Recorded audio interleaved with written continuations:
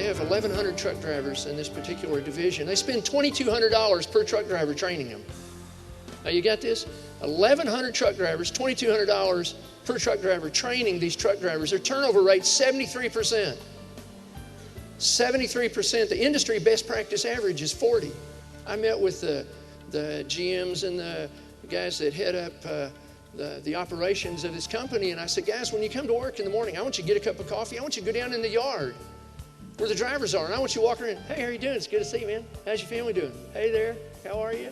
Boy, I'm glad you guys are here, man. Thanks for showing up. I want you down in the yard, meeting people, welcoming people, being gracious to people. Find out who the heck they are. And I'll never forget this one crusty old coot, and y'all can laugh, but you got some of them in here too. Yeah. But he leans back and he crosses his arms and he says, what do you think this is, a dadgum daycare facility?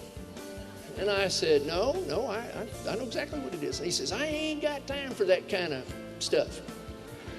I said, you know, that's incredibly unfortunate because I'm tying your bonus to your turnover rate. Y'all believe in miracles? That boy had a religious experience, believe me. And he found time. He found time. We hired a social worker. We put a social worker in the company.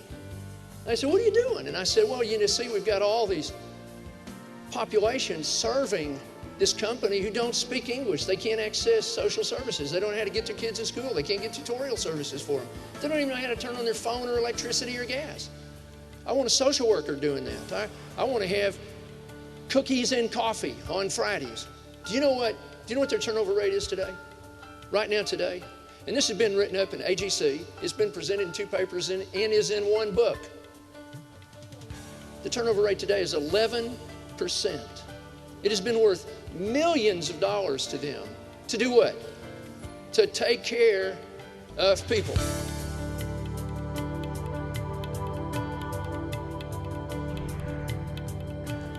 My son from Ghana sat with me at the ponds back behind the house. He came up in very difficult situations, abandoned by his father as a child, taken in by brothers, raised pretty much by brothers.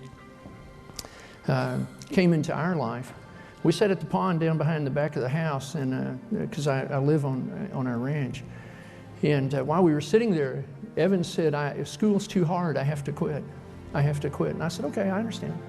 He said, no, it's too hard. And I said, I understand. I understand. I think it's okay. He hung his head and he said, it's too hard. I have to quit. And I said, Evans, I understand, son. I understand. I've raised all the young men in our family to be quitters. I understand you having to quit. I understand that it's too hard for you. I understand those things. I said, so you go ahead and quit, son. You drop out and you quit. But don't ever talk to me about destiny again. Don't ever talk to me about a purpose for your life. Don't ever talk to me about making a great difference with your life. You just go ahead and quit because it's probably not in you to do something great. So you just tell me, son, you just sit here today and tell me, all you have to say to me is, it's not in me to do something great.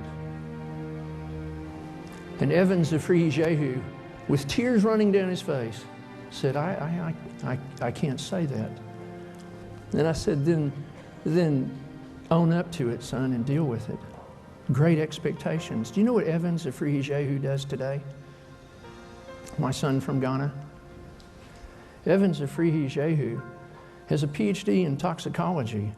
He is one person on a 3-person team, who discovered the cure for aflatoxin toxicity that kills 3 to 5 million people a year in Africa. And Evans, a free Jehu, my son, is one of the 3 men who discovered that cure. He had a destiny.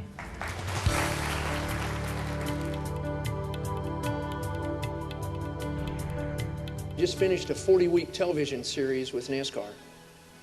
They brought us in to take a race team, the Fitz-Bradshaw team, and to take a low-performing team and to take them up into the top 10. And so we started, they were 23rd in the standings, and right now they're 7th.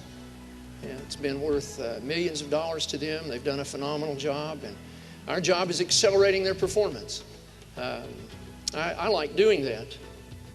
Do you know where we started with them? Social contract. We built a culture where we could honestly begin to get in and look at the issues. As we did that, we strengthened the relationships and performance went up. And Fox and Speed Channel said, Mr. Flippen, what do you know about NASCAR?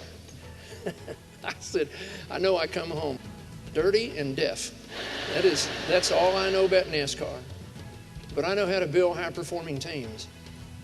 And you know where it begins? It begins with the right people.